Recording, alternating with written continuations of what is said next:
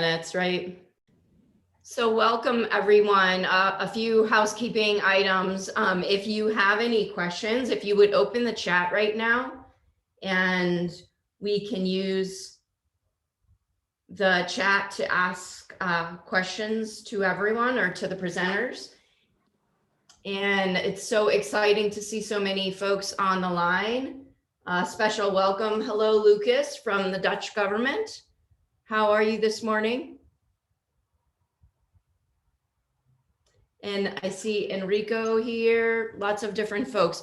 Unfortunately, we don't have a lot of time to do introductions to the group, but you can certainly please use the chat to say hello.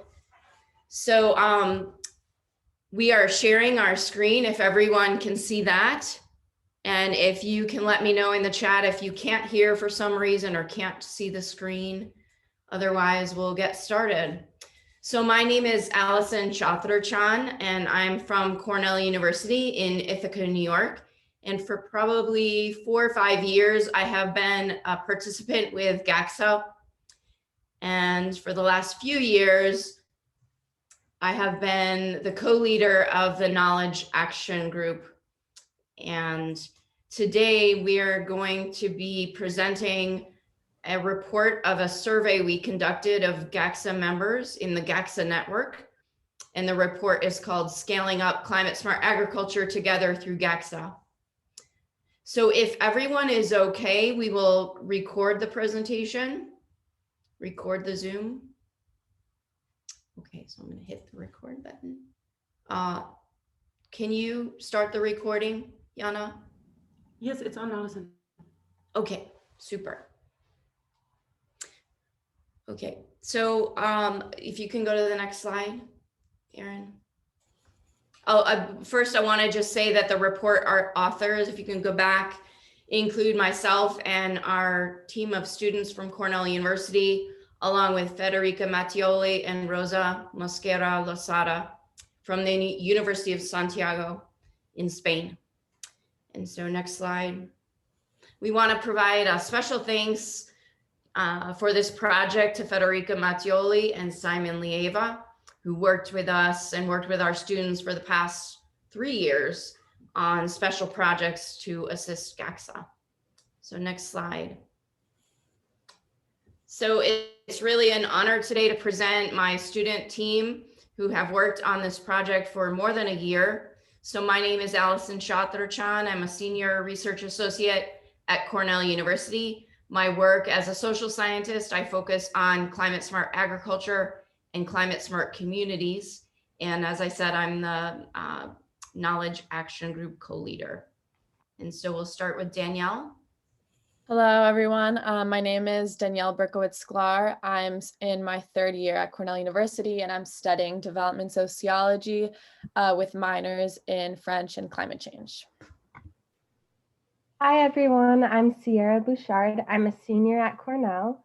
I study environmental and sustainability science with a concentration in youth education and a minor in climate change. Hi, everyone. I'm Kelsey Chan. I'm a senior at Cornell, and I'm majoring in environmental and sustainability science with a minor in climate change. Hi, all. I'm Aaron Langley.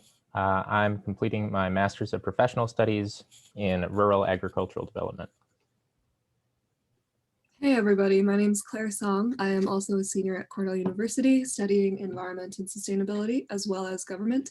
And I'm actually from the 2019 team, so I'm just here to present a little slice today.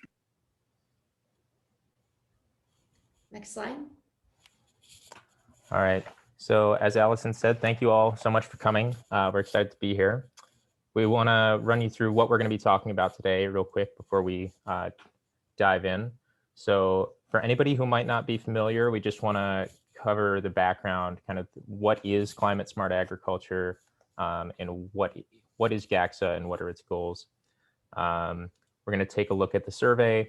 We're going to kind of go through what was it meant to find out, what methods did we use to conduct it, and what did we find. And then we're going to kind of look more into some of those findings, going to analyze what we found, kind of translate that into some recommendations for GACSA going forward. And then lastly, we're going to look at a couple of limitations that we had, and then we're going to open it up for a discussion.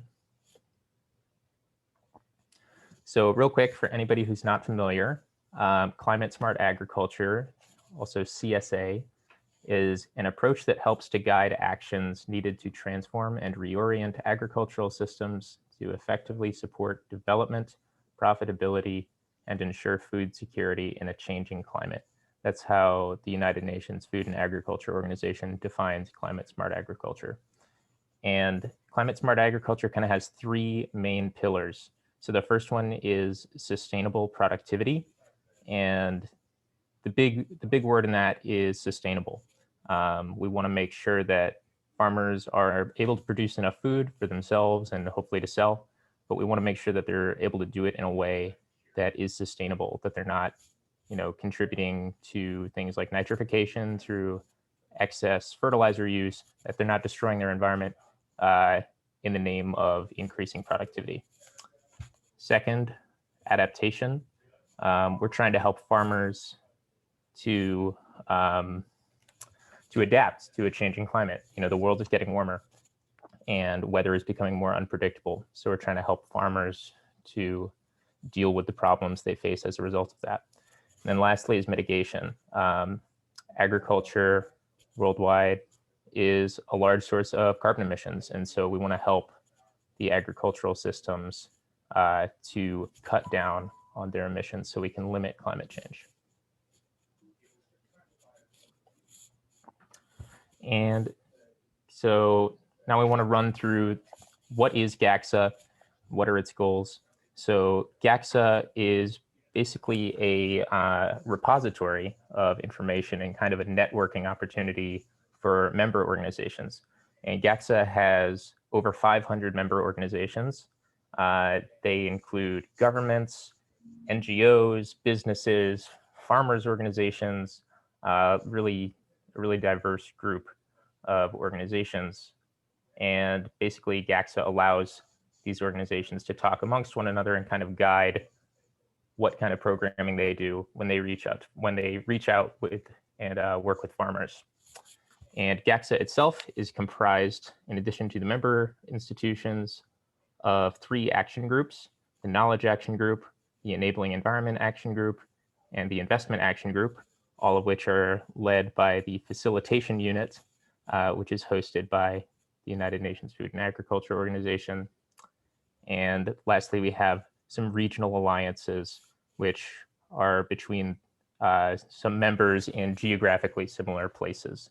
So for instance, there's an East Africa regional alliance that allows organizations in places like Tanzania, Uganda, Rwanda, kind of to all talk amongst each other because they encounter similar situations. Okay, so I'm going to provide a very brief overview of the survey itself. So the decision to conduct the survey was made at the last GACSA annual forum in person, which was held in June 2019 in Bonn, Germany. After that, we developed the survey in the fall of 2019 with input from Carolyn Mutter and Rosa Mosquera and Federica Matteoli. With our first Cornell student team in our Global Climate Change Science and Policy class. The survey then was carried out between December 2019 and March 2020. The questions were really grounded in the needs of farmers globally facing climate change. And we undertook the survey to really offer GACSA members recommendations and help prioritize how GACSA can help address these needs. We had 165 survey responses from GACSA's global network. And then since March 2020, we worked with Claire and myself and the team to analyze and prepare the survey report. The preparation of the survey report was really the student team working with me that are presenting today. So thank you. Next slide. Claire, I think. Oh, no. The survey that the first Cornell team put out consisted of 37 questions grouped into 4 sections: climate impacts and priorities, farmer preparedness, GACSA participation, and demographics. So what the survey sought to find, or the guiding questions, were what challenges do farmers face from climate change? So what are the most significant climate impacts? Are farmers prepared to adapt, mitigate, and sustainably intensify production? Second, what barriers limit farmers' adoption of CSA practices? And how can GACSA help farmers face these challenges? Third, what resources do farmers need to better implement CSA practices? So what is preventing CSA for farmers now? And lastly, what can the GACSA action groups and regional networks do to help address these barriers? And how can we limit the power of these barriers?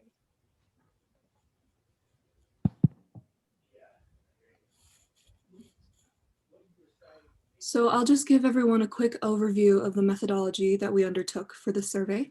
Like Allison mentioned, we created this 37-question Qualtrics survey in the winter of 2019, and we developed this alongside Allison, alongside Dr. Matteoli, and Dr. Mascara-Lozada. Now, these questions were distributed via email. We sent them out for about a 3.5-month span with monthly reminders. And we decided for this survey to use a convenience sampling method. Now we could have done random sample, but we decided in order to save money, reduce costs and time, as well as to grab as many GACSA and related respondents as we could, to use a convenience sample. And some of these questions covered a variety of topics that Sierra and Allison mentioned before and are in blue on the slide for your convenience. One specific type of question that I wanted to highlight is the rank analysis methodology. So many of the questions we asked were given a list of options for respondents to choose, and they could rank which ones were most important to them. And the way that we analyzed those questions was to assign the highest ranked option the greatest number of points, maybe the top 3 or the top 5, and then descending points for lower ranked options. And then we took a look at everybody's responses. We tallied and averaged the scores in order to find the most highly ranked options overall. So now I'll hand it over to Kelsey to discuss some results. All right. I'm going to give a quick overview of the respondents that completed the GACSA member survey. Although there were 165 respondents, after cleaning the data, there were only 144 full responses that were analyzed. The majority of respondents identified as men, with only 30.5% identifying as women. Most respondents are in the 35 to 54-year-old age range. We asked respondents which country they were from, and then we coded those answers by region. We had the most respondents from Eastern Africa, and then Western Europe, and then North America and Central and Southern Asian regions. Importantly, there were no respondents from Eastern Europe, which indicates that GACSA should focus on improving its reach to the Eastern European region. With regard to education, the majority of participants are college educated with an additional master's or doctorate. They identified their primary area of expertise as being in farming and agricultural practices, community and sustainable development, and policy and legal fields. And then participants were asked if they worked for an agency or organization that is a member of GACSA, and if not, if their agency or organization would be interested in joining GACSA. Out of 133 respondents to this question, 62% were full members and 6% were observer members. 11% were not members of GACSA, and of these non-members, 86% indicated that they would be interested in joining the Global Alliance. 20% of respondents to this question were not sure if their organization was a member or not.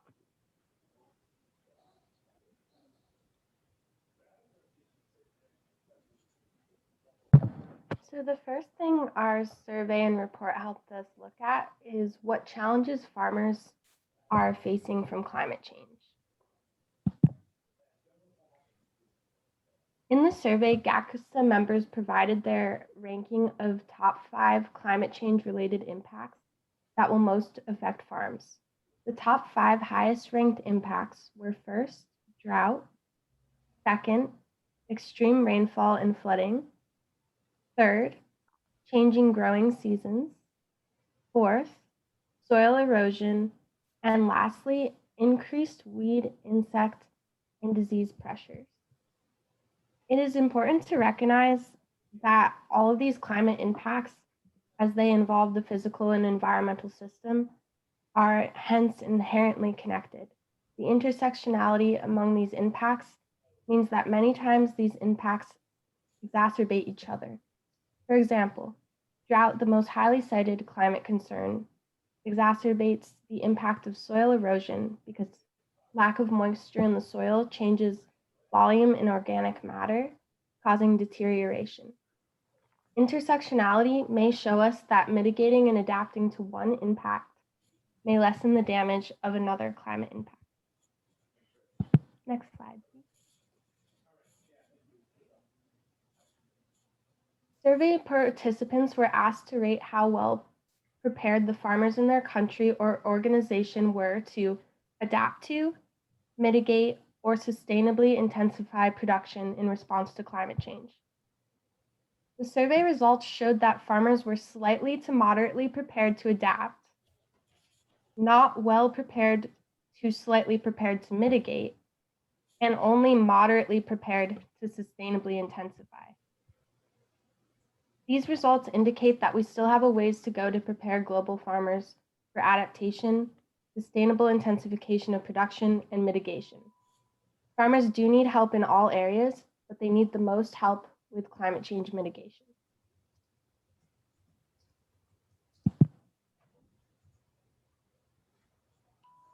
The next section of the survey focused on the key barriers that limit farmers' adoption of climate-smart agricultural practices.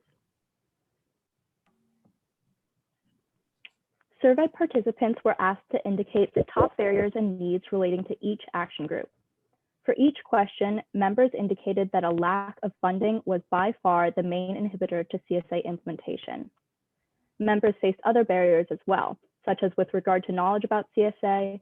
Members lacked information on long-term benefits, had inadequate knowledge of how to implement CSA practices efficiently, and had a lack of knowledge of new practices themselves. The top policy, legal, and capacity barriers to CSA uptake include inadequate extension services and the fact that global policies have not been translated into policies at the national level. Respondents indicated in the question relating to investment barriers that they lacked access to rural financial services such as loans, credit, savings, and insurance, that lending requirements were disconnected from CSA, and that they wanted support from government central finance and policy. So as Kelsey pointed out earlier, when she spoke about participant demographics, the survey did not focus as much on women and youth. So for example, only 30.5% of the respondents were women. So there is a need to have a greater increase on engaging women in CSA because women make up 43% of the agricultural labor force in developing countries, which does not include their role in maintaining kitchen gardens, tending livestock and poultry, for example. It is harder for women to access information on climate change and adaptation strategies, which increases their vulnerability to these impacts. Women, along with their ecological knowledge and specific needs, are often excluded from decision-making processes as well. Also, feedback platforms to assess the effectiveness of extension and advisory services are often not aimed at women and their specific literacy and numeracy skills. Overall, youth engagement in agriculture and CSA is very low. We found an underrepresentation of youth voices in the survey and GACSA as a whole. The youngest age range in the survey demographics was 18 to 24, but it only consisted of 2.3% of individuals in this age range. The farming population is growing older. The average global farmer age is in the 50s. Young people are increasingly moving to cities to pursue business-related careers or careers they deem more profitable. Another barrier to youth engagement in agriculture and CSA is the image problem. This is the way that agriculture is seen in society. Farming is seen as representative of low social and economic status. Agriculture is seen as an uneducated, unsuccessful, unprofitable career. And often many farm labor jobs are in unsafe, harsh working conditions and are underpaid positions. Agricultural knowledge often stays within farming families, and this prevents young people from getting started in agricultural careers unless they've been born into a farming family. Agricultural careers are also limited by land ownership and tenure issues. Many farmers rent land or have family inherited possession of the land, and this makes it hard to have for young people to have access to land. And lastly, lack of access to financial and informational resources acts as a barrier to securing younger people in agricultural careers. Better access to resources, especially startup resources, will be needed to draw young people to agricultural careers and to ease the difficulties faced by new farmers starting businesses. So now we want to take a quick look at what resources farmers feel they need in order to better implement CSA practices. So the top 5 support needs, as ranked by the survey, the people who took the survey, were climate change, farm profitability, extreme weather events, market uncertainty, and production costs. And what we kind of notice here is that these top 5 needs all sort of fall into 2 kind of larger categories: climate change and extreme weather events, obviously having to do with climate and weather, and then farm profitability, market uncertainty, and production costs, all sort of falling under the realm of profitability and keeping your farm economically viable. Which makes a lot of sense because farmers don't farm just to farm, they farm to feed their families. So we kind of think of this as farmers are trying to make money, and climate change, or they're trying to ensure their income, and climate change and extreme weather events are threatening that. So the next question then is, what information do we need to address that? And once again, the survey helped us to see that kind of the areas where farmers could use the most help are in promoting soil health, then agroecology, efficient irrigation, organic fertilizer, and then lastly, drought tolerance. And once again, we kind of see these falling into 2 larger categories. So soil health, agroecology, organic fertilizer all sort of fall under the realm of keeping your soil healthy and productive. And then efficient irrigation and drought tolerant crops fall under water use. So we can see that keeping your soil healthy and productive and being efficient with your water are the 2 kind of big needs when it comes to farming. So this report includes, as Erin mentioned, recommendations for the GACSA Action Groups based on the survey results. Next slide. So next slide, please. Thanks. So the recommendations for the Knowledge Action Group include to ensure access to knowledge of a multitude of CSA strategies, such as the FAO CSA Sourcebook, facilitate the continual and effective exchange of knowledge through regional data sharing platforms, enhancing social media presence by providing policy and climate change updates, sharing opportunities to get involved in CSA, youth initiatives, spotlight, success stories, for example. The development and accessibility to climate and weather services and tools, such as degree day calculator, seasonal and weekly forecasts, promoting and developing extension and advisory services, especially in remote areas, through rural advisory systems. This would entail more financial and political support, information and communication technologies, for example.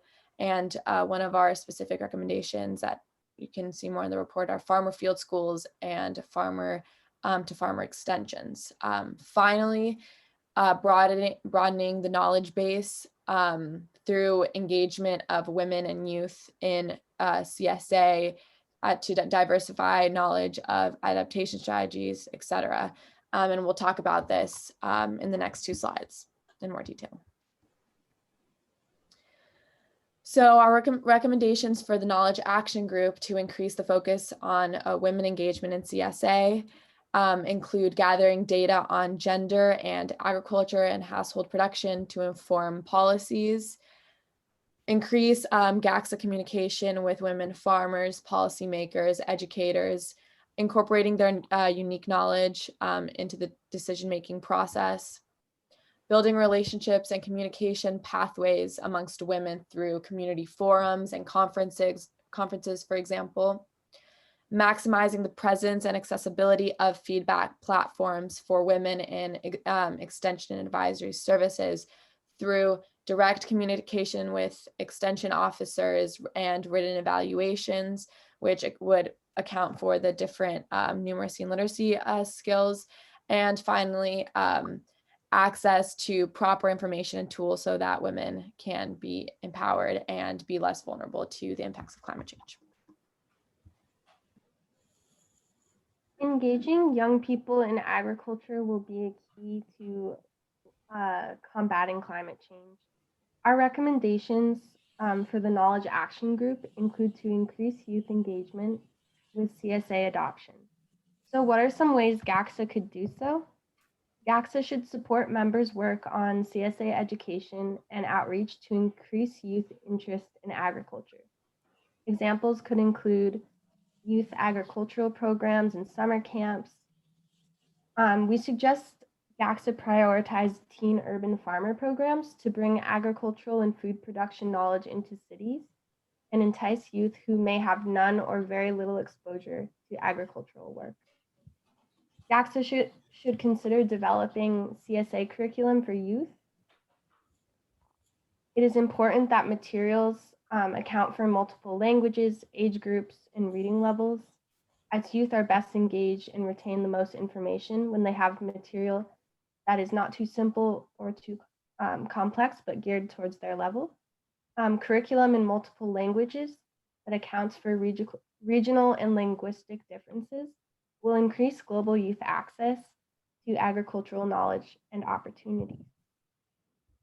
In the pursuit of engaging youth, GACSA goals should involve developing a newsletter and/or social media platforms directed at youth. This will engage youth in dialogue and get them interested in agriculture. Enticing youth through information and communication technologies and reorienting their approach to agriculture will be essential to solving the image problem I spoke about earlier. GACSA should aim to emphasize the technical expertise, skills-based and problem-solving approaches to agriculture. When youth see agriculture through these lenses, they will see that agriculture has a desperate need for growth, development, and climate solutions. Youth are intrigued by challenges and they demand new knowledge and new technologies, so technological tools can address numerous challenges to agriculture in a changing climate, and youth can be a part of this.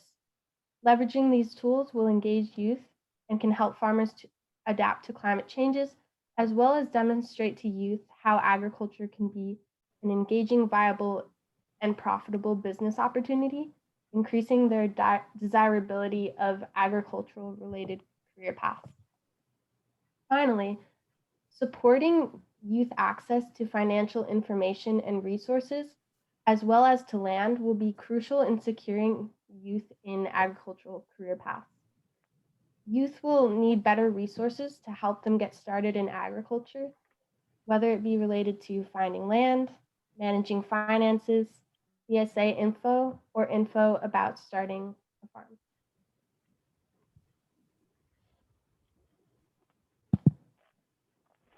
Our recommendations for the Enabling Environment Action Group include to increase political support for CSA, which can be done through community forums and promoting a focus on agriculture and politics, analyzing incorporation the incorporation of and possibilities to implement CSA in countries' nationally determined contributions, or NDCs, to harmonize the CSA agenda by linking regional alliances, developing case studies on CSA national policies, and increasing access to climate and weather services.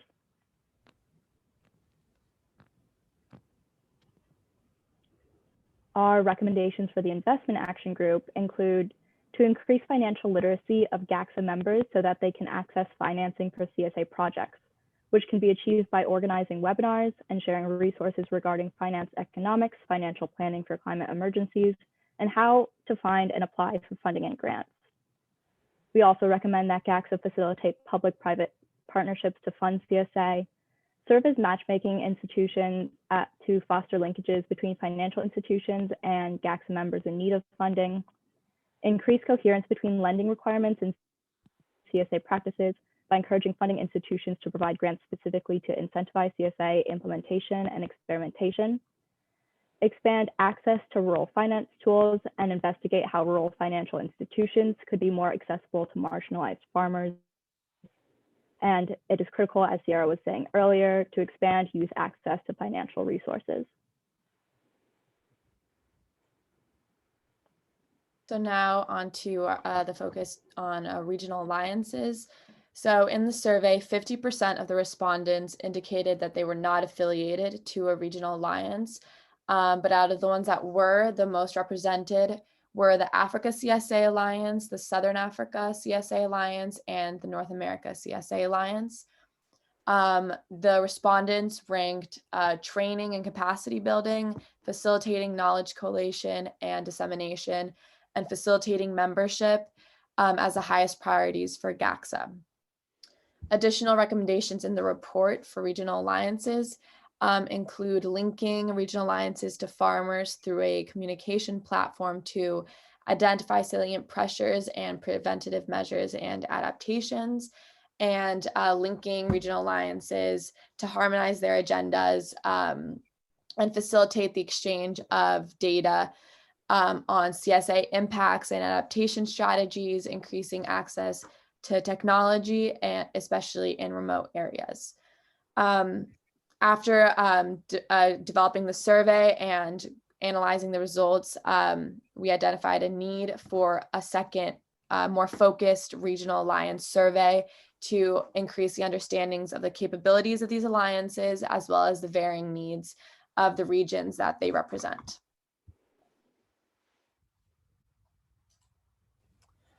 And we have a couple recommendations for the GACSA Facilitation Unit. So first, determine priorities for a more detailed GACSA work plan.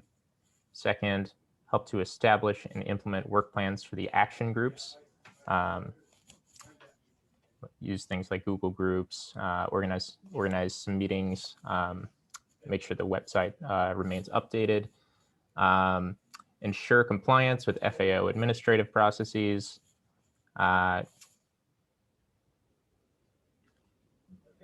Help to develop an agenda with the action groups for the 2021 GACSA Global Annual Forum.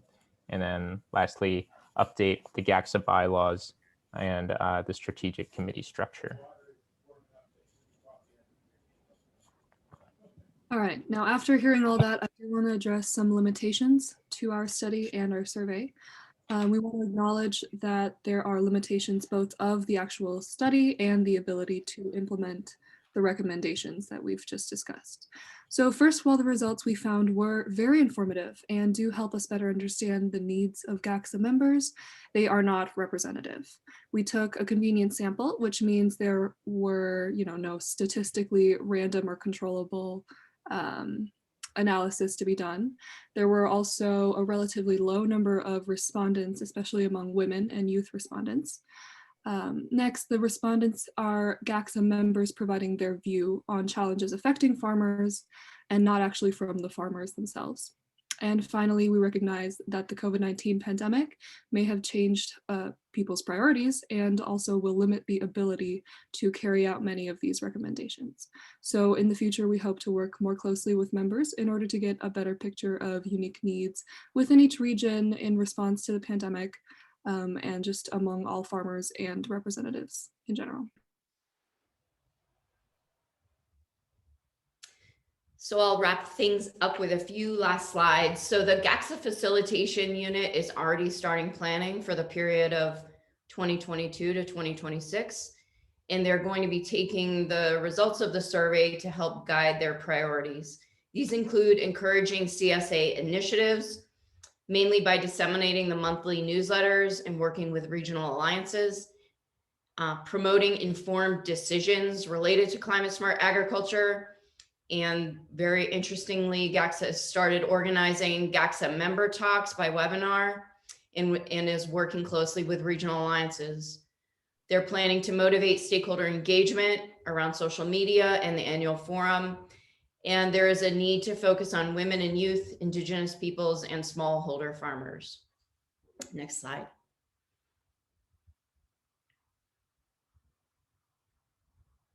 Thank you all for being here today. We really enjoyed doing this work. We wanted to draw your attention to the next steps for follow-up from the survey report. There will be a meeting of the Enabling Environment Action Group next Friday, January 29th, by webinar. If you wish to join, contact Yana at the email address on the slide.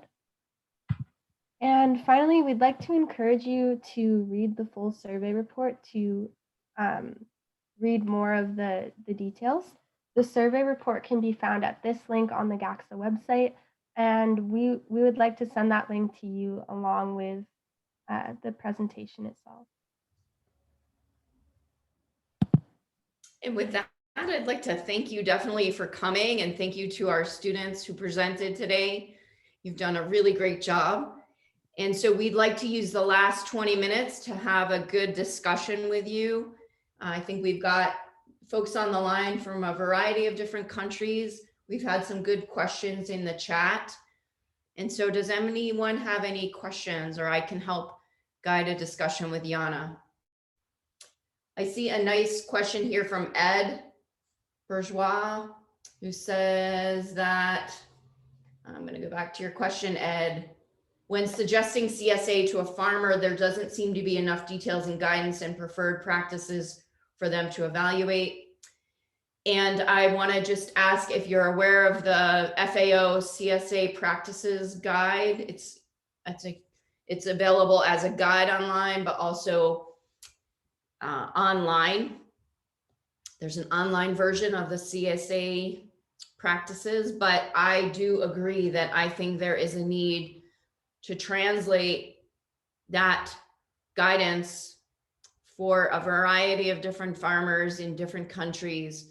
We see this even in New York State. We've been working with a climate smart farming team here to develop extension materials and develop an adaptation framework guide, and we're still having challenges getting that out to the farming community. So Ed, did you want to follow up on that?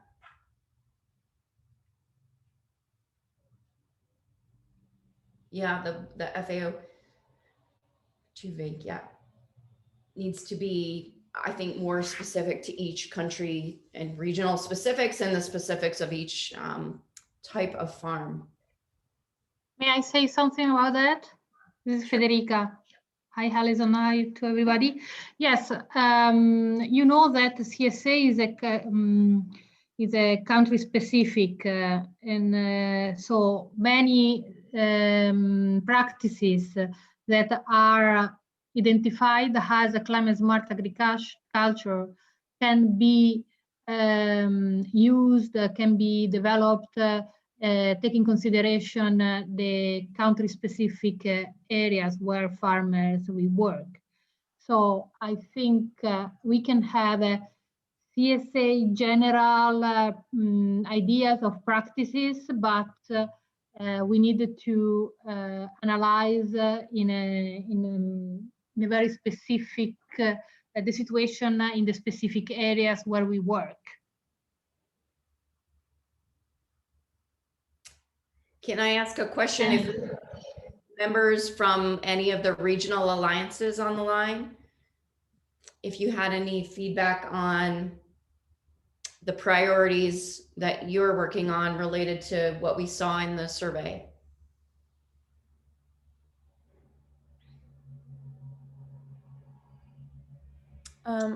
Roberto pointed out in the chat that the Central American Regional Alliances does rely a lot on the GACSA Facilitation Unit support. And I just wanted to point out that in the survey report, there are more details and more suggestions that the respondents gave on how the Facilitation Unit and GACSA can provide support to their regional alliances, the ones they're affiliated to. Oh, can we please? Sorry, Allison, our experience with the regional alliances, for example, the experience that we have in Southeast Asia with the Asian CRN and Dada Bakudo, what we found out is that if the facilitation unit we need to work closely with you know these champions in the region. It's very difficult to be working from Rome and supporting the regional alliances. And sometimes you lose that buy-in from the region. The regions they actually know much better how to to work with their people, and so it's something that we work together. I don't know if Lufingo is here, our regional alliances leader, but that's experience that we have had in the past, that it's very important, and I agree on probably a financial support, but in terms of decision making, instead of governance, it's if you run that process, it's not good to have that happening. That's all. Over. Well done, by the way, guys. Amazing presentation. Love it. I love the emojis on the presentation. Very cool. Thank you. Thank you.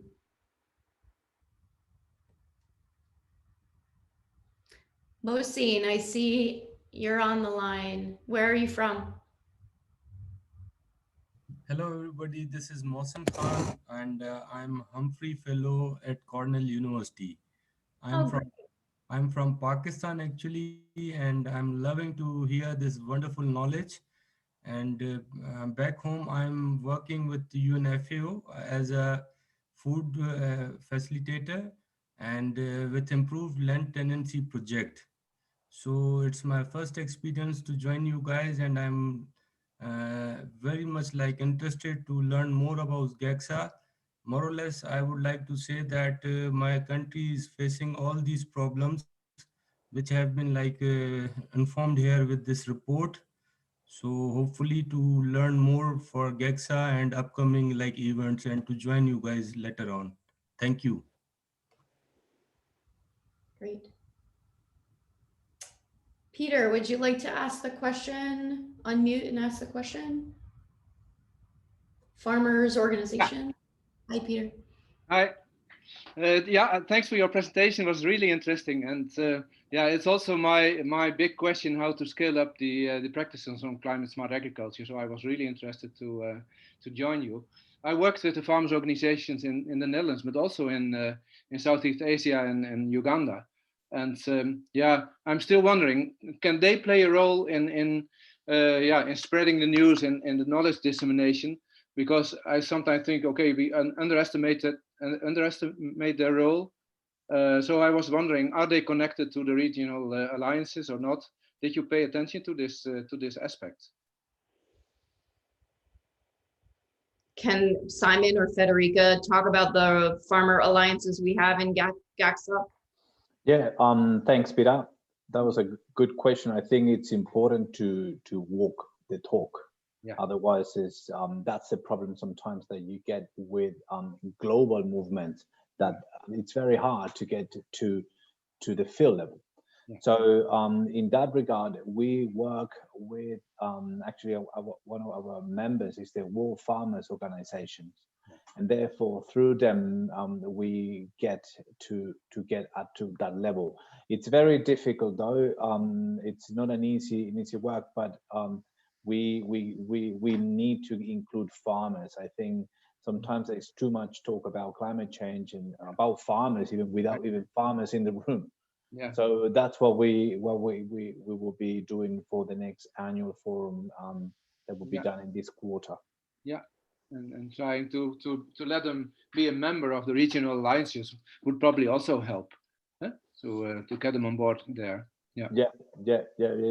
We normally channel that through the World Farmers Organization, but they also can be to not double it up. Otherwise,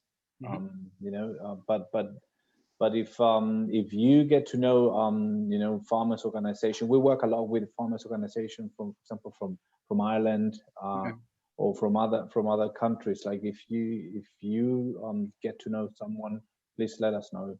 Yeah, of course. Yes, would be my pleasure. Thanks.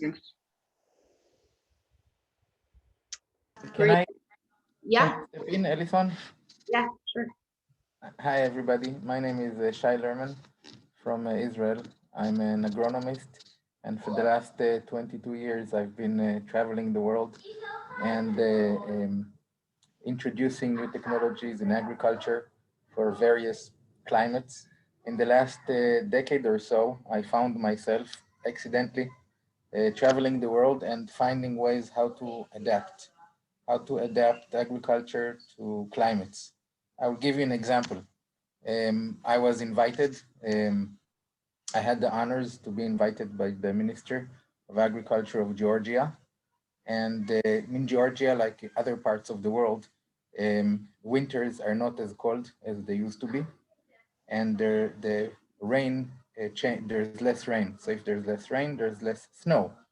If there's no snow, the soil is not protected by the snow. Snow, as you all know, protects the soil from dropping under 0 degrees. And the winter wheat, which is the majority of the wheat grown in the world, needs the soil protection from the snow. In the south of Georgia, that used to be a big wheat production area, they don't have any snow. The snow melts in the middle of the winter, nothing to protect the seeds of the wheat. The wheat burns, dies, and so there's no more wheat. And this is a big part of their economy. And they came to Israel because Israel is known for the genetic and the adaptation of genetic to different climates, like we have the desert. And they started checking with us what can be done. And I'll cut the story short. At the end, they're now growing in the south of Georgia varieties that were bred for desert conditions, even though they don't have desert. And this happened a few more times, that because of climate change, one interesting angle to tackle is how to take genetics that were bred for one climate and use it for other climates that were not there before. Because the world is changing, the climate is changing, but along with this climate change, it's possible also to adapt the genetics, not by inventing anything, just taking one thing from one place, putting it in another place where originally it was not meant to be, but now with changes, like an area that used to be cold and snowy is now just cold and rainy, that snow doesn't stay, and how it can help an economy to survive and continue having bread and export wheat with just different genetics. And I think this is something that I didn't hear of today, but again, this is not my first session. I'm brand new, so maybe I'm talking about something that is not right, but this is something that I would like to develop from my experience and will be happy to share. Great, thank you so much. Are you do you know if your organization is a member of GACSA? If not, I encourage you. Yeah. Yes, brand new, just 2 weeks old. Excellent. Shay, I just want to point out Margaret Smith from Cornell is on the line, and I encourage you to contact her. She's a genetic professor at Cornell. So welcome to GACSA. Thank you. Artak, are you still on the line? He's probably driving, maybe. Yes, I'm online. I'm hearing, and I would like to add to the presentation. I mean, from my experience working in the Ministry of Economy of Armenia, very recently we, in cooperation with UNDP, we organized a seminar regarding the climate change and its influence on agriculture, and also adaptation practices. And many specialists and university professors were participating.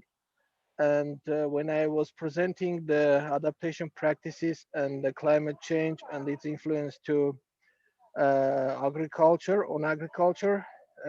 they felt that I'm putting too much negative impact. I mean, presenting too much negative impact of climate change on agriculture, and started to claiming on me that it is not correct. We should mention only positive thing because it is allowing us to have longer seasons, etc. But my point was that, okay, we are having longer periods, seasons, but we are going to have scarce, limited sources of water, etc., which is also a crucial point for doing agriculture. So my point is that in Armenia, I feel that we are facing a problem of lack of knowledge and lack of information for sharing among the specialists and university lecturers, etc. And UNDP is doing a great job trying to disseminate as much information as it is possible. And after my study in Cornell University, I'm trying to have my small contribution to that process, and trying to participate in as many trainings and webinars over here in Armenia as possible, and disseminate the information that I got during my study at Cornell University. Oh, that's great. Thank you, Artak. Great. I know that we had a question or a point in the survey results that talked about the importance of developing decision tools and decision support services. If I can call on Susan just to say hello. Susan is developing a new, or working on a new initiative at Cornell, the Cornell Institute for Digital Agriculture. And she's down the hall from me. Yeah, hi everybody. I'm just around the corner from you. Anyway, nice to meet you, and I really enjoyed the presentations today. I want to say how much I appreciate also the glacial pace of change when you work with the United Nations.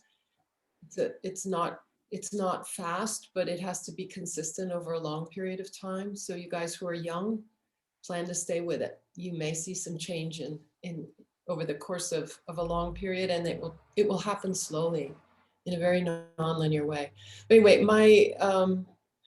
my work with the Digital Ag Initiative here at Cornell, just for those of you who aren't familiar with it, it's called CIDA, Cornell Institute for Digital Ag, is really an effort to bring together people from very different colleges and backgrounds to help address some of the challenges that you guys are so well enunciating here.